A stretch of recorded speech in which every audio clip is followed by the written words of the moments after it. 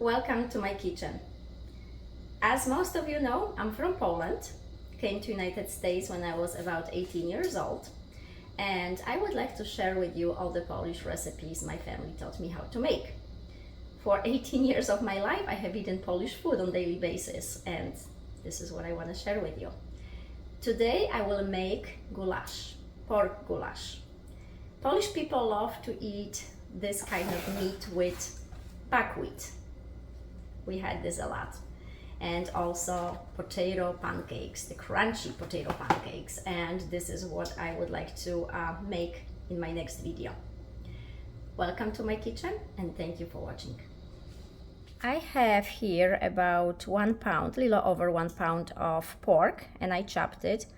I cut it into pieces, put some salt and pepper on it. Onion, garlic, celery, carrots, bell pepper, and mushrooms. If some of you don't like mushrooms, you can skip it. And for the sauce, once the meat is ready to go into pot, I will put some chicken broth mixed with boiling water. Some people do put only water for the pork, but I like to put a little bit of chicken broth. It'll just give me more flavor.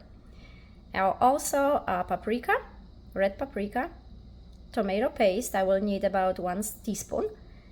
Pepper, salt, olive oil. This is the basics. If some of you like bay leaf or any other ingredients like herbs, you can put it in. But for me, those herbs are overwhelming, and all the veggies I have here is quite enough to create a flavor on its own.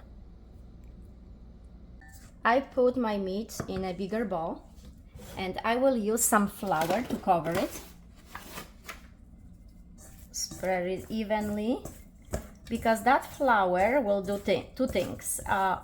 First, it will lock its moisture inside the meat, and second thing, will thicken the sauce.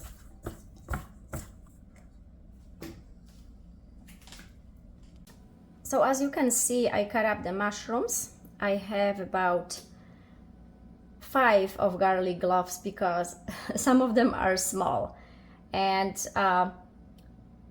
2 or 3 of them will go in a pot with the meat as a whole, and the small ones I will cut up into small pieces, just chop it and put it with the mushrooms and onions on the pan first. When you have fresh garlic and you squeeze it and push it in, crush it like this, the skin should just come off easily. And also when you crush it like that, it releases more flavor. And bell pepper I will put on a pan separately, so it adds a little bit of this charcoal to it because it releases more flavor, and it is worth doing. So mushrooms release water, and once this starts happening, I will just wait until all the water evaporates, and we'll put about a teaspoon of butter to it. Butter adds this extra flavor to mushrooms. So now I would add the butter. I never use margarine for anything I make, never. And in my house there is no canola oil and no vegetable oil. Please do your research and see if vegetable oil is really from vegetables, and if canola oil is actually the canola oil that used to be, or is it all genetically modified, full of toxins. Do your research. Health is the most important asset we have. Here I will have this circle for my garlic, and the garlic, like I said, goes last because I do not want to burn it, otherwise it will give me this bitter flavor. So this will take only a few moments and my mushrooms will be ready. Here tiny bit of salt, pepper, and I will put my mushrooms on a side. Smells really, really nice. Food is so much fun. So I will use this pan now to brown my meat.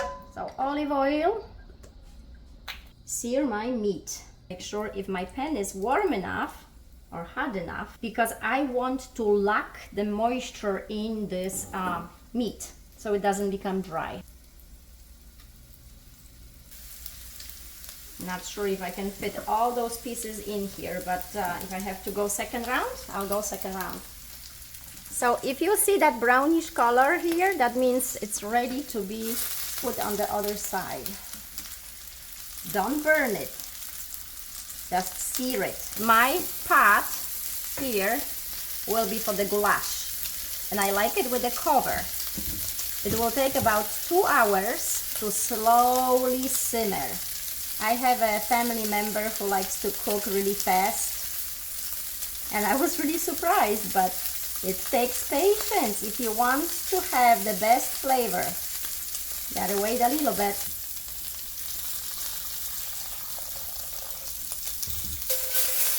So while I'm waiting for my last pieces to be done here, I poured some boiling water in, and it started boiling very, very slowly, like simmer, only simmer, and it will simmer for about 2 hours. Okay, my last pieces are done.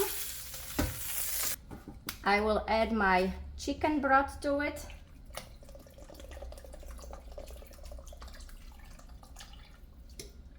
And you put enough of liquid just to cover the meat. That's it. I'll wait about half an hour or so and put all the veggies in it. Once in a while, I'll come back to stir it. Other than that, it will take 2 hours. I will go and... Here is my meat, and I will add the carrots and 3 garlic cloves. I could put everything in it, all the celery and the mushrooms and paprika, but I like my veggies not too mushy and too soft, and since I am simmering this meat for 2 hours, I like to do it in the middle of the cooking process. So now I will cover to keep all the moisture in.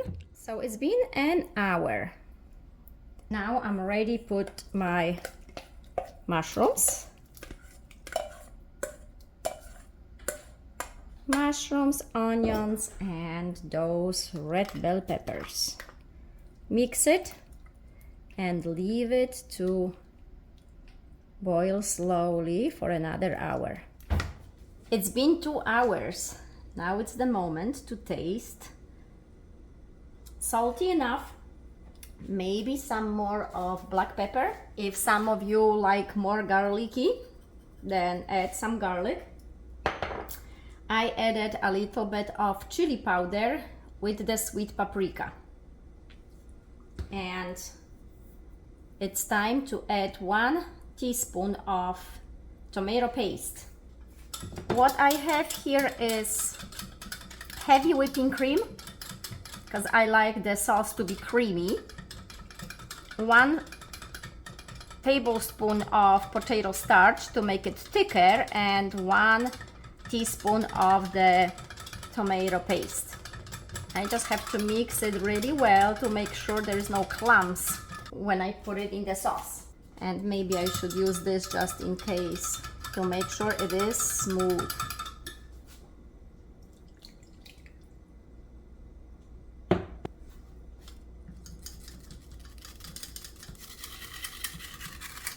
Okay, everything is in there. Okay, I will leave it on for another couple minutes, and that's it. The goulash is ready. Oh, so creamy and so mushroomy.